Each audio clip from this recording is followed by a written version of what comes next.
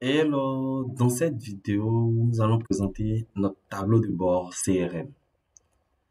Alors, ce tableau de bord a pour objectif de permettre au manager commercial d'avoir une vision d'ensemble sur l'ensemble du système de vente. Pour cela, il part de la prospection, donc on pourra avoir des informations depuis la prospection jusqu'à la géolocalisation et l'analyse des ventes elles-mêmes, ainsi que le recouvrement. Alors, pour situer le contexte, ce tableau de bord a été mis en place pour une équipe commerciale dans le domaine de la distribution. Donc, à partir de ce tableau de bord, l'objectif était vraiment d'avoir une visibilité à 360 degrés sur le système de vente. Pour cela, il s'appuie sur une base de données conçue avec Excel, à l'intérieur de laquelle on a d'abord la base de données des produits et services distribués par l'entreprise. Ensuite, on a la base de données des contacts clients. Donc, on va pouvoir, dans cette base de données, enregistrer les nouveaux contacts clients, l'entreprise à laquelle elles appartiennent, l'entreprise à laquelle ces contacts clients appartiennent, le secteur d'activité de l'entreprise, et cela, le secteur d'activité pourra être défini à partir d'un menu déroulant qu'il est possible de paramétrer au niveau de la feuille paramètres. Ensuite, l'email, donc les différents contacts email, téléphone, adresse liées à l'entreprise et au contact. Ensuite, on a l'attribution de la ville, de la commune, donc de la zone liée au contact. Donc, c'est un menu déroulant qui est défini à partir de la feuille géolocalisation où on a la possibilité de définir une commune, une ville, donc une zone, ainsi que ses coordonnées latitude et longitude. Donc, on définit le client, on définit un produit et service. Ensuite, on va pouvoir définir les prospections. Alors, il s'agit ici des différents leads ou requêtes commerciales reçues par l'entreprise.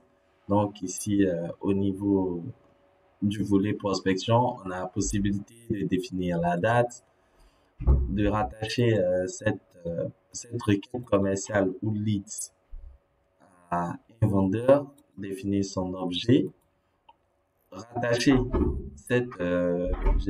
rattacher cette requête à un contact. Donc, le contact, il est récupéré à partir de la base de données des contacts clients. Ensuite, ajouter des notes qui sont en fait les différentes observations, le récit ou bien le résumé de la requête ou du besoin. Alors, on peut aussi affecter ce lead à une source. Donc, le canal à source, c'est comment est-ce que nous avons obtenu cette requête commerciale? Quelle est l'origine du prospect? Est-ce que il vient de notre site web? Il vient du phoning? Il vient des appels d'offres, etc., etc. Et ce sont des éléments qui sont paramétrables au niveau de la feuille paramètres avec les différents canaux sources. Donc, on a le montant validé. Donc, ce lead, ce besoin, il représente quelle valeur? On peut lui affecter quelle valeur? Est-ce que la valeur de cette requête, une fois résolue, quelle est la valeur de cette requête une fois résolue? Ensuite, on va affecter la date de clôture. Donc, est-ce qu'on a réussi à clore cette affaire? Son statut, donc le statut, on a gagné, encouru et perdu. Et l'entreprise et l'email du contact lié sont récupérés automatiquement à partir de la base de données des contacts. Donc, on a la possibilité d'enregistrer au jour le jour les différentes requêtes commerciales, les différentes affaires, les différents leads reçus par notre équipe commerciale. Ensuite, on va pouvoir enregistrer les ventes qui sont en somme les lignes de bon de commande. Donc, à l'intérieur de ces ventes, on va pouvoir définir la date, le numéro de la commande, le commercial rattaché, le contact lié, l'entreprise liée qui est récupérée en fonction du contact. On a l'article, donc quel est l'article qui est vendu.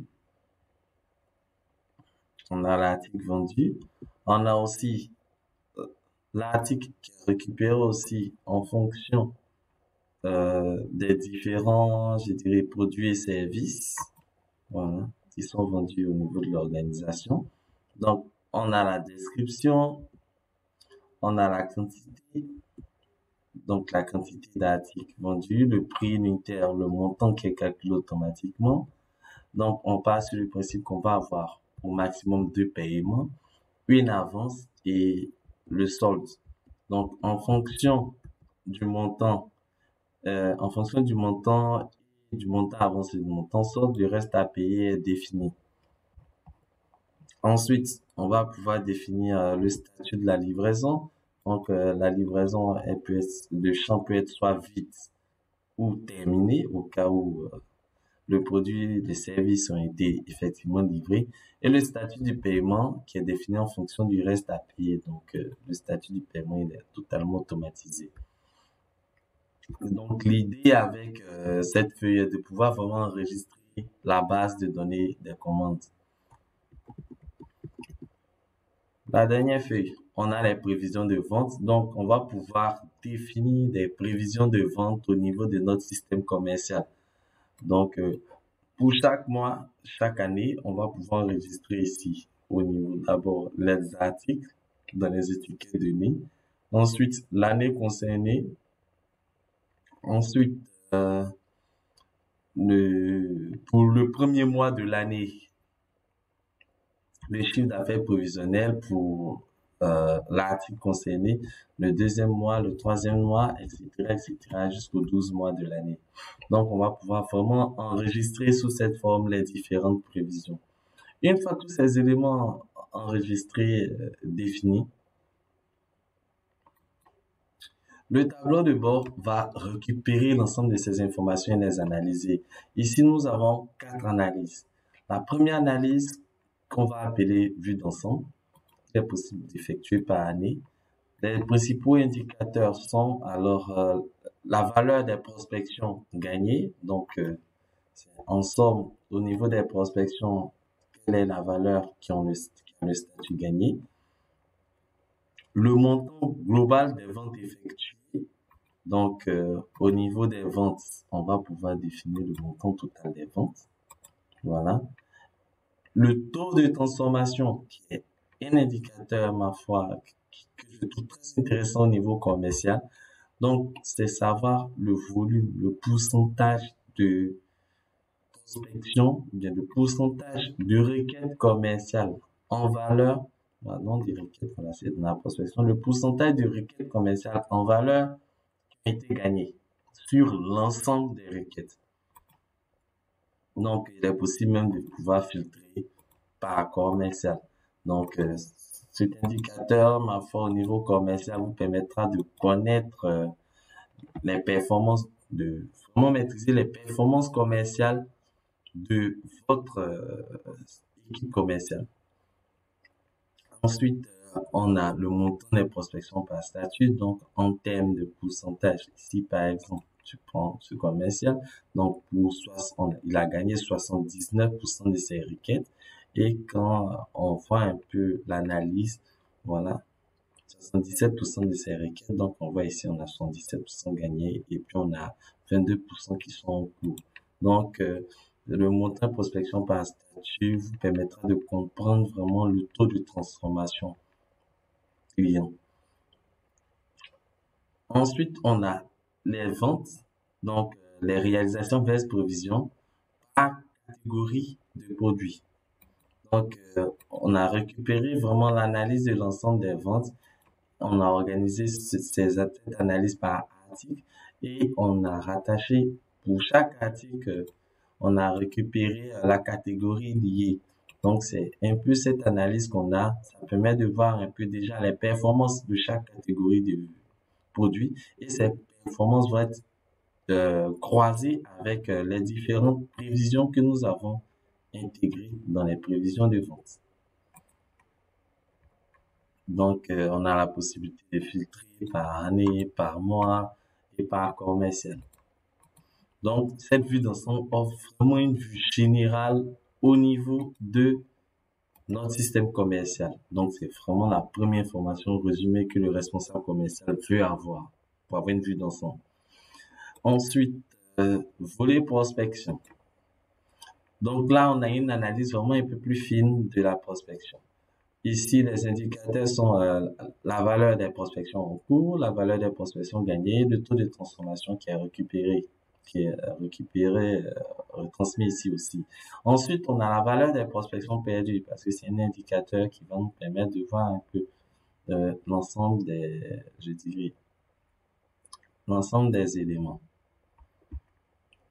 Donc, ensuite, on a le montant validé pas commercial. Donc, on a vraiment le chiffre d'affaires. Ça, on a l'ensemble, on a le montant validé par commercial qui représente l'ensemble des prospections pour le commercial. Voilà. C'est ça. L'ensemble de total des prospections pour le commercial, quel que soit le statut. On a la possibilité de vraiment filtrer par statut. Ici, voilà. Donc, on a, par exemple, par commercial, le montant. Ici, on a exactement l'analyse de tout ce qui est gagné par commercial. Voilà. Je reviens, le montant validé par canal aussi, consultant. Donc, on a vraiment par canal les canaux qui sont les plus intéressants en matière commerciale. Donc, c'est vraiment ces canaux qui vont permettre au manager commercial de savoir sur quel canal de communication renforcer ses investissements parce que ces canaux-là peuvent être, sont les plus pertinents. Ensuite, on a le montant, c'est ça, le montant validé par contact. Donc, on voit un peu en fonction des différents contacts que nous avons. On peut aussi récupérer à la place l'entreprise, mais on a le chiffre d'affaires qui est généré par chaque contact. Donc, on voit un peu les performances de chaque contact et on voit qui nous rapporte le plus de blé. Donc, on a toujours cette possibilité de filtrer par commercial. Donc, l'analyse de la prospection. Ensuite, on a une analyse des ventes. Donc, au niveau de l'analyse des ventes, on a la possibilité de sortir le montant, l'écart, prévision, sur les prévisions de vente et le reste à payer. Le tout, toujours avec la possibilité de filtrer. Donc, on a le top 5 des produits et services. On a le reste à payer par entreprise. Donc, on pourrait récupérer, comme je le disais, le contact. Ici, on a récupéré l'entreprise. Donc, on voit un peu quelles sont les entreprises qui nous doivent le plus. Et on a vraiment cette analyse graphique mensuelle des performances de vente contre leurs prévisions. Donc, ici, on voit un peu à quel niveau de vente nous sommes par rapport à nos prévisions, cela pour chaque mois. Enfin, on a l'analyse géolocalisée, donc on a aussi le raccourci qui va nous permettre de pouvoir aller directement sur l'information qu'on veut. Donc, on a l'analyse géolocalisée qui va nous permettre d'afficher ces différentes ventes sur une map en fonction des coordonnées de latitude et de longitude que nous aurons données. Donc, on a vraiment le détail par catégorie. Donc, on a les ventes par commune, donc par zone et par catégorie, avec la possibilité de voir les performances déjà pour chaque zone de chaque catégorie de produits, ainsi que la géolocalisation au niveau des ventes. Voilà. Okay. Donc, on a vraiment la possibilité de zoomer sur certaines zones pour voir un peu la décomposition de leurs ventes. Okay. Donc, on a fait le tour. Donc, comme je le disais, l'idée, c'était vraiment de pouvoir suivre les ventes de part en part. Le gros avantage, c'est que avec la base de données qui est liée, il y a tellement d'informations qui sont connectées, il y a encore d'autres indicateurs qu'on pourrait récupérer. Donc, le gros avantage de cet outil, c'est vraiment la liberté côté utilisateur. Donc, si vous avez des observations, n'hésitez pas à poser des questions. Aussi, l'outil, il est livré avec un template qui va vous permettre de changer, voilà, de modifier l'ensemble des, je dirais, de modifier rapidement le thème à l'intérieur de ce template. Ok, donc nous avons fait le tour. N'hésitez pas à poser des questions. Merci d'avoir suivi.